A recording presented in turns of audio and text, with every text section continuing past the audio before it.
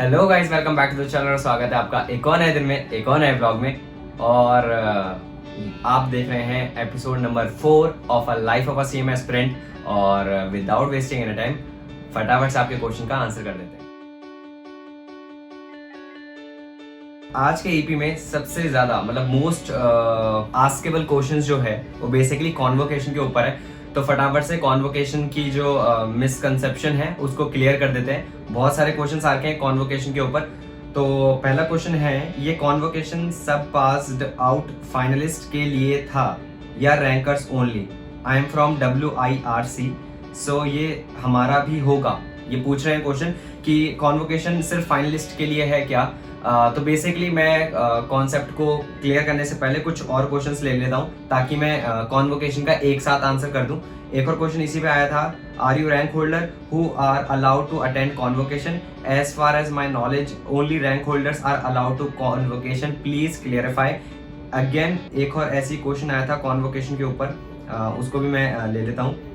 Convocation में वो लोग भी जा सकते हैं जो रैंक होल्डर्स हैं, ये पूछ रहे हैं। तो फटाफट से कॉन्वोकेशन का मिसकंसेप्शन कंप्लीट करते हैं, खत्म करते हैं कि कॉन्वोकेशन में कौन कौन एनरोल करा सकता है और कब कॉन्वोकेशन होता है। तो basically there are 2 type of convocation. चाहे आप किसी भी चैप्टर से एनरोल करा आपने किसी भी चैप्टर से अगर आपने आपको एनरोल करा रखा है, चाहे वो NIRC हो, WIRC हो, EIRC हो, SIRC हो, आपने कहीं से भी एनरोल करा रखा है ऑल ओवर इंडिया, आपकी 2 टाइप की कॉन्वोकेशन होती है।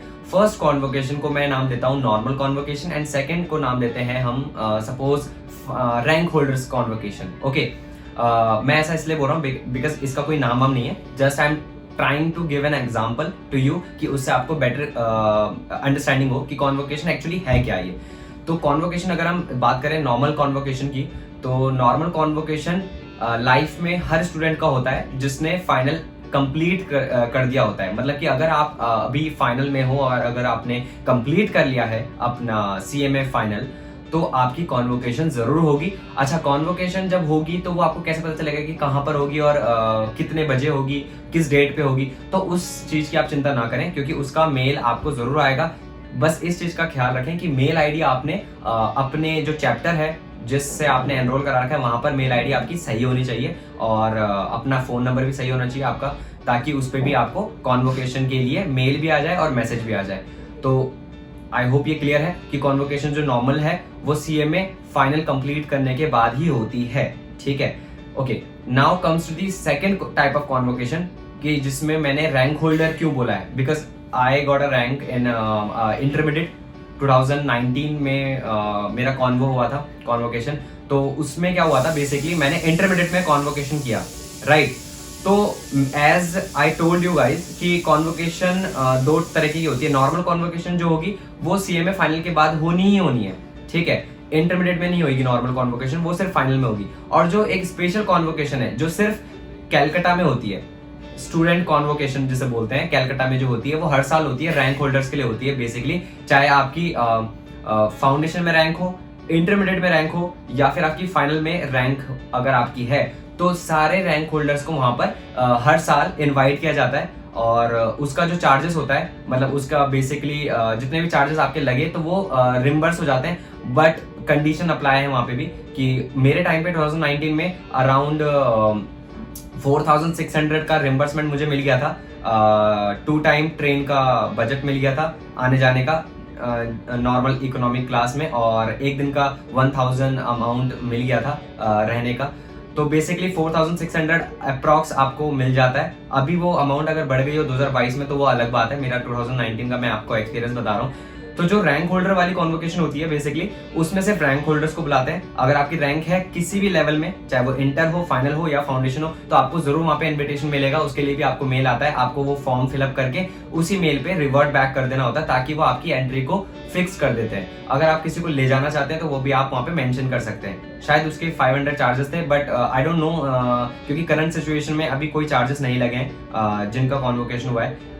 ये कंडीशंस चेंज होती रहती है ड्यू टू अभी पेंडेमिक चल रहा है और पेंडेमिक अभी जस्ट खत्म हुआ है एंड डिफरेंट सर्कमस्टांसेस है, तो वो उस पर डिपेंड करता है। But basically I hope I answered your all queries regarding convocation कि कॉन्वोकेशन किस किस तरह की होती है। तो summary of the convocation is there are 2 type of convocation. First is normal, जो कि सेम है फाइनलिस्ट की होती है और हर चैप्टर द्वारा ऑर्गेनाइज की जाती है हर एरिया में, और जहाँ भी इनके चैप्टर्स होते हैं CMA इंस्टीट्यूट के।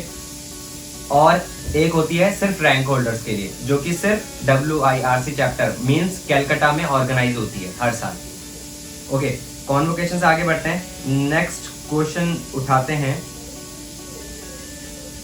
नेक्स्ट क्वेश्चन इज बेसिकली कि बिग 4 में अपॉर्चुनिटीज, बिग 4 में अगर आपको ट्रेनिंग करनी है, बिग 4 में अगर आपको ट्रेनिंग करनी है तो वो कैसे करनी है, ये क्वेश्चन है। तो बेसिकली वही है, सिंपल फंडा है कि बिग 4 को आप स्टडी करते रहो। बिग 4 में कभी भी अपॉर्चुनिटीज अगर आती है CA CMS की, तो वहाँ पे आर्टिकलशिप के लिए आप एनरोल करा सकते हो। बस वही एक जरिया है जिससे आप बिग 4 में अप्लाई कर सकते हो।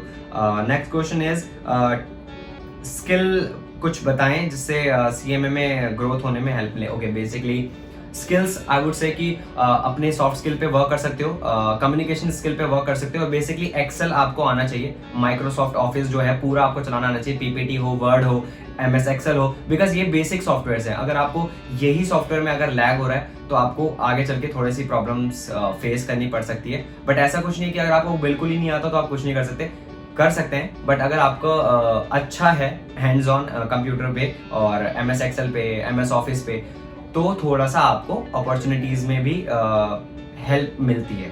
हिंदी मीडियम CMA कर सकते हैं क्या? तो बेसिकली आई वुड से कि पिछले लास्ट एपिसोड में भी EP नंबर 3 में मैंने ये मेंशन किया था कि यार हिंदी मीडियम आप कर सकते हो, but as per industrial norms की आपको हिंदी मीडियम में अगर आप CMA करते हो बेसिकली, तो उसका कुछ ज़्यादा फायदा नहीं होता, क्योंकि आपको फिर चैलेंजेस फेस होंगे। अगेन इंग्लिश में आपको बैलेंस शीट प्रिपेयर करनी पड़ेंगी, या फिर आप कॉस्ट ऑडिट करने जाओगे तो वहाँ पे भी वही सारी चीज़ रिपीटेड होंगी in English medium, in English basically.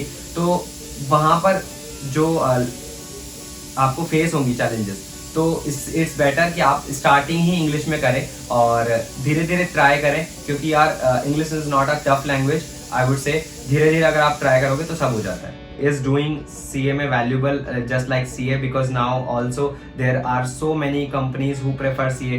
तो ये सब एक माइंडसेट क्रिएट हो चुका है लोगों का स्टार्टिंग से। बेसिकली CA जब आया था, CA आई गेस 1949 में आया था, और अपना CMA जो फाउंडेशन डे है वो आया था CMA बेसिकली 1959 में। तो 10 इयर्स का जो गैप क्रिएट हो गया था, मतलब बेसिकली 10 इयर्स का जो गैप है, बिकॉज ऑफ दैट CA को मेरे ख्याल से थोड़ा सा प्रेफरेंस मिल जाती है। और ऐसा कुछ नहीं है कि अपॉर्चुनिटीज़ नहीं है। अभी रिसेंटली अगर आपने देखा होगा कि यहाँ पे स्निप लगा दूँ मैं, CMA के जो कैंपस प्लेसमेंट हुए हैं वहाँ पे भी 27.5 लाख का भी पैकेज गया है, और 22 लाख का लास्ट टू लास्ट ईयर गया था 2021 में। तो पैकेजेस भी हायर गए हैं CMAs के, ऐसा कोई इश्यूज नहीं है कि उनको प्रेफर कर देते हैं CA के ओवर, ऐसा कुछ नहीं है। आपका बेसिक क्लियर है और आपकी अगर स्किल्स पे पकड़ है तो आप सब कर सकते हो। कि सर मैं फाउंडेशन में हूँ और मुझे CMA कॉस्ट कन्वेंशन से कॉल आया, कॉस्ट कन्वेंशन से कॉल आते हैं, मैसेज भी आ जाता है कि if you want to participate in cost convention, जो कि बेसिकली कहाँ पे ऑडिटोरियम में होता था, स्कोप ऑडिटोरियम दिल्ली में, मुझे आइडिया है, बाकी का मुझे पता नहीं। तो कॉस्ट कन्वेंशन के लिए भी मैसेजेस आते हैं, और ये है क्या बेसिकली, और इसमें अटेंड करना कंपलसरी है या नहीं है। तो पहले तो इसमें अगर आपके पास कुछ स्किल है, suppose if you can sing, if you dance, so आप एनरोल करा सकते हो अपने आप को। बट यहाँ पर कोई भी कंपल्शन नहीं है कि आपको करना ही करना है, या आपके ऊपर है कि आपको वहाँ पे पार्टिसिपेट करना है या नहीं करना है। अगर आप करते हो तो वेल एंड गुड है, बट अगर नहीं करते हो तो भी कोई इशू नहीं है। तो अगर एक मेल आते हैं कॉस्ट कन्वेंशन में पार्टिसिपेट करने के, तो जस्ट इग्नोर इट। अगर आपका मन नहीं है इसमें पार्टिसिपेट करने का, और अगर मन है तो आप एनरोल करा सकते हो। Life of a CMA aspirant episode number 1 और 2 में शायद मैंने ये एड्रेस किया था ये क्वेश्चन कि is there any way to get exemption from articleship after CMA inter. तो जो मैंने एपिसोड बना रखे हैं life of a CMA aspirant episode number 1 और 2, उन दोनों का लिंक मैं आई बटन में मेंशन कर दूंगा, तो जरूर से वो भी देखना इस वीडियो के बाद। पहले मत देखने लग जाना, इस वीडियो के बाद जरूर से देखना, बिकॉज सारी वीडियोस में मैं ट्राई करता हूँ कि अलग अलग क्वेश्चन ही पिक करूँ, एक ही क्वेश्चन को एड्रेस नहीं करता, और ट्राई करता हूँ कि सबके ही क्वेश्चन को आंसर करूँ। तो अगर मैंने ये क्वेश्चन वहाँ पे बता दिया है तो आप वहाँ से भी देख सकते हो, बट इसको मैं अगेन एड्रेस करना चाहूँगा कि क्या एग्जाम्पशन ले सकते हैं CMA इंटर के बाद। तो I would say please don't get any exemption from CMA articleship, because articleship is very important. articleship नहीं करोगे तो आपको कुछ एक्सपीरियंस नहीं होगा क्लाइंट सॉफ्टवेयर्स का, और आपको डेली लाइफ में बहुत ज़्यादा चैलेंजेस फेस करने के लिए मिल सकते हैं, आपको चैलेंजेस फेस करने के लिए मिल सकते हैं CMA जर्नी में।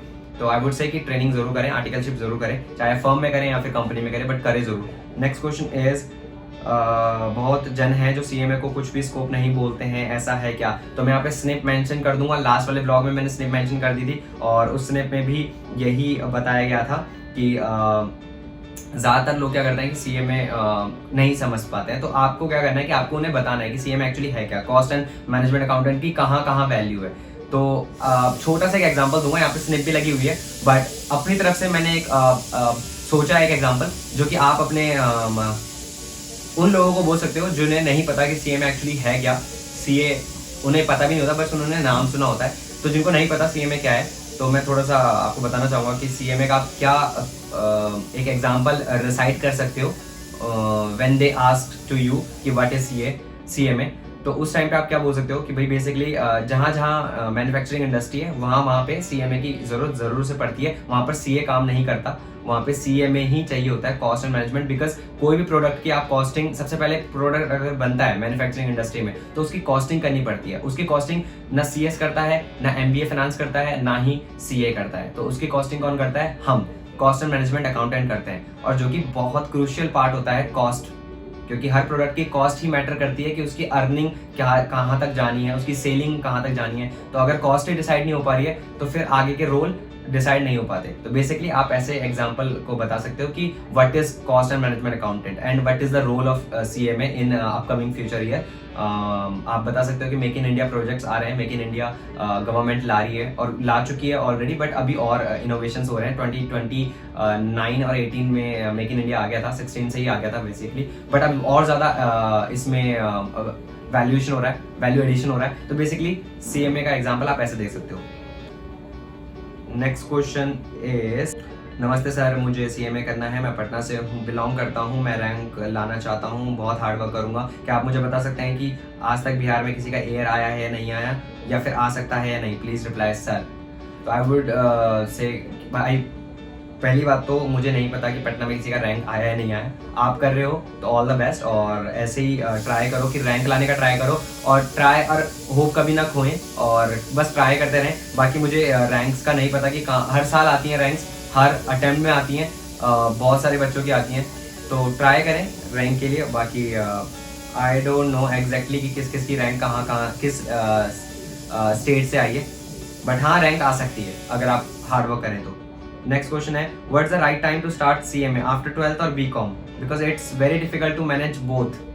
सो मेरा पर्सपेक्टिव तो ये रहेगा कि अगर आप फाउंडेशन 12th के बाद या 12th के साथ ही अगर आप फाउंडेशन स्टार्ट करते हो तो बेटर रहेगा। बिकॉज अगर आप ग्रेजुएशन होने का वेट कर रहे हो, ग्रेजुएशन कंप्लीट होने का वेट कर रहे हो, तो ग्रेजुएशन के बाद आप आते हो CMA इंटर में, जो कि आप अपने 3 साल लाइफ के यूज कर लेते हो, स्पेंड कर लेते हो, देन आप CMA इंटरमीडिएट में एनरोल कराते हो। बट इन 3 साल में आप CMA इंटर भी क्लियर कर सकते हो अगर आप 12th के बाद से ही आप अप्लाई कर देते हो CMA के लिए।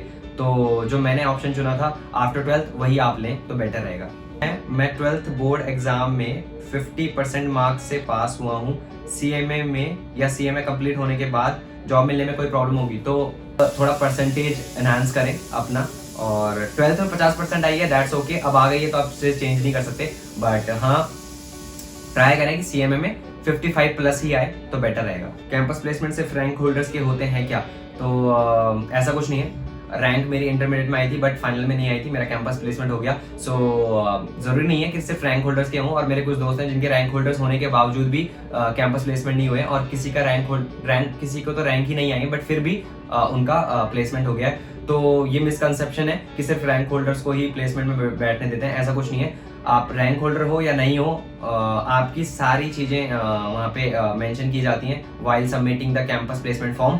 तो उस पर मैं आराम से वीडियो बनाऊंगा और उसकी भी स्टोरी मैं ज़रूर आपको बताऊंगा। एक इंटरेस्टिंग स्टोरी थी मेरी भी, थोड़ी यूनिक ही हो गई थी, अलग सी। इस वीडियो में तो मैं ट्राई करूंगा कि ज़्यादा मतलब ये वीडियो को मैं यहीं तक रखता हूँ बिकॉज ज़्यादा लंबी हो जाएगी। एपिसोड नंबर 4 में मैं नहीं चाहता कि ज़्यादा लेंथी हो जाए, बिकॉज इंटरेस्ट भी बना रहना बहुत ज़रूरी है। और अगर मैंने आपके क्वेश्चंस को आंसर कर दिया तो जरूर से इस वीडियो को लाइक कर देना। और जल्दी ही मैं और भी एपिसोड बनाने की कोशिश करूंगा, बट आई वांट कि आप और डाउट लाएं। और अगर कोई डाउट है तो इंस्टाग्राम पे मुझे पिंग कर सकते हैं। यहाँ पे इंस्टाग्राम मेरी आईडी आ रही होगी @RBKMines करके, और मुझे वहाँ फॉलो करें। और चैनल पे नए हो तो सब्सक्राइब कर देना, और मेरे डेली लाइफ से जुड़ने के लिए और डेली व्लॉगिंग और ट्रैवलिंग व्लॉग्स देखने के लिए भी आप मुझे सब्सक्राइब कर सकते हैं। खैर मिलते हैं एपिसोड नंबर 5 में। Till then bye bye, take care.